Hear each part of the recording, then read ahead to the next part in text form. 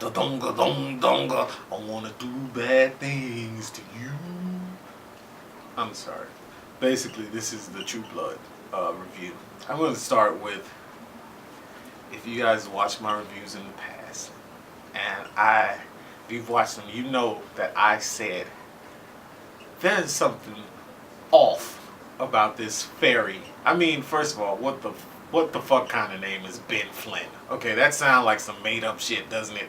Like that sounds like something you make up when you're a gajillion-year-old vampire fairy hybrid monster thing. You just make up a dumb name like Ben Flynn. But you know, I was like, come on, you're a fairy. You got attacked by a vampire. You survived.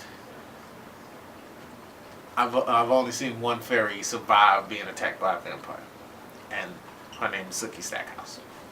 So already there's some flaws in your statement. Okay, two. She like, it's like, come on, think about it. You know what I mean? He probably got him by walking in the daylight. That may have said, hey, okay, he's cool. He's cool. He's walking in the daylight. He can't be that bad. But bullshit, yes, he was. So the episode starts off with Jason's all messed up from his head and passing out and all that stuff, and Ben Flynn says, Sookie, why don't you go call the police or something like that so that we can, you know, get somebody here to help him as soon as he leaves here. And he does the little blood thing and he feeds Jason his blood. Jason immediately comes back to life. And I thought about something. The quality of V from that dude must be unreal. First of all, Jason did 200 and something pull-ups. That should tell you right there. I've never heard anybody doing 200 any kind of pull-ups. But he must have been, like, you gotta be like, if he wasn't like, his head wasn't fucked up, you know what I mean? If he just was taking it and he was in perfect condition, that stuff would have blown his face off. You know what I mean? Like, it would have blown his fucking face off. Think about it. This is a fucking, I don't even know how many thousands of years old vampires, right? He's super old, and he's half fairy. You can hide shit off of that V. Okay, I'm on a tangent. I'm sorry. Anyway, let's get back to it. So Sookie finds like a little droplet of blood, and I don't know. Something tells her, let me just test this to see if it's like all right. So she does a little fairy magic to it, and sure enough, it lights up weird, like that blood in the fairy club. You know what I mean? So she thinks, oh, this motherfucker here, he done set me up. Now, she created this whole elaborate, you know, dinner thing where she was gonna trap him with it. And all I was thinking was, look, just, you know, invite him in, then rescind your invitation. If he gets dragged back outside, then, you know, he's a fucking vampire. There's a problem.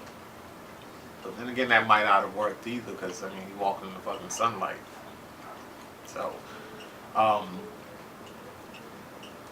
elsewhere, Jason and his grandfather figure out the same thing. They're like,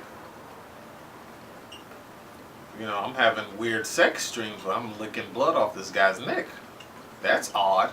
I know I'm not gay, so there's some sort of problem here. And he was like, it's kind of like when when you take vampire blood. And Grandpa was like, oh shit. So he realizes what's going on, so they go to attack him. Now, what I realized is, holy shit. Look, like I said, put it this way, Warlow cleans up unbelievably well.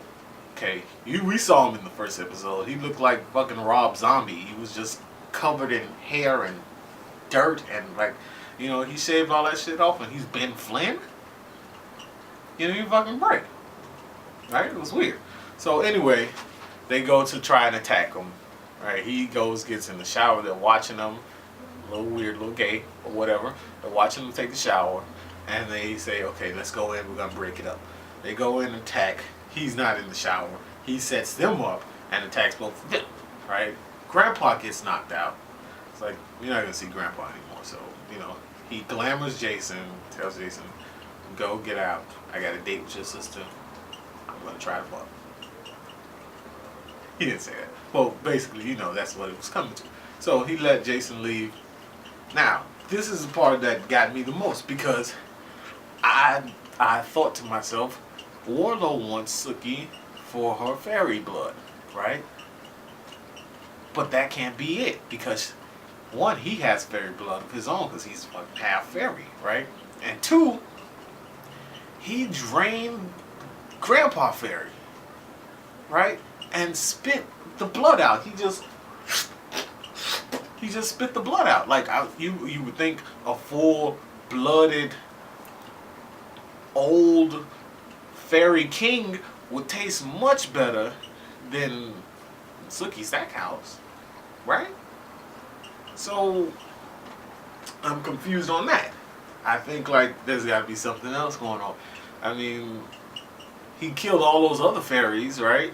If he killed all those, why didn't he just kill Sookie and drink her blood like he did everybody else? There's something else he wants from her, and I don't know what it is. She don't know what it is. I don't even think Grandpa knew what it was. Anyway, so I thought Grandpa died, but no. He just drained his blood to make him weak, and then he tossed him into that wet dimension area place that he was trapped in. And he was talking to Grandpa, and all of a sudden I'm like, wait a minute. This bastard got a British accent. He didn't have a British accent before, but once he, I guess when he revealed that he was Warlow, all of a sudden this British accent came out and he was calling him kin and was like, I'm sorry, but you're going to have to get the fuck out of here. We're going to throw you into the little hole in the wall and you're not going to be seen again ever again. And he threw him in there, right? So he finally makes it to Sookie's house and Sookie's like, you late? What the fuck? So she brings him in, sits him down to eat the food that she is poisoned against vampires. And he just like smells it and she's like, what the fuck, why are you smelling it? Don't smell it because you're going to smell that. I set you up. He ate the food, didn't have a, freaking care in the world, and flirted with Sookie, and they got to the end of the evening, and it was going down. Like, he was kissing her, and they were laying on the bed, his shirt came off, and she was kissing him, and she was like, alright, that's enough. Get off. And he was like, no, I'm going to still kiss you. What are you doing? She's like, get off or I'm going to kill you, Warlow. So she figured it out. Of course she figured it out. You have to be fucking stupid to not figure it out. But she did. Now, what pisses me off about him is now he's old. He's older than Russell Edgington. You're that old, but you're not cool like Russell Edgington was. Russell Edgington was amazing. Like, to have that kind of bloodlust after being alive or dead, however you want to see it, for 3,000 years. You remember, like, he was like, heaven, thy name is fairy. Like, he was crazy. And I love that about him. This was a good episode, too. I was trying to watch this in Fallen Skies, and they both had these pow episodes that messed me up, so I couldn't immediately send these videos out. But, see you guys next week. This was a good episode. I'd give it a 10, 9. No, it's a 10. It was really, really good. See you guys next week. Peace, peace, peace, peace, peace.